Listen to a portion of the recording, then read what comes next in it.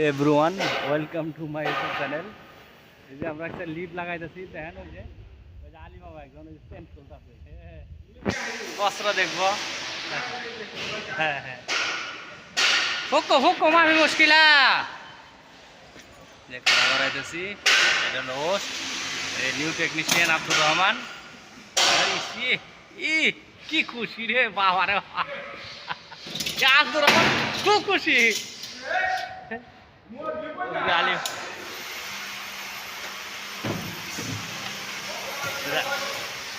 ওর নিচে এক গ্রুপ আছে।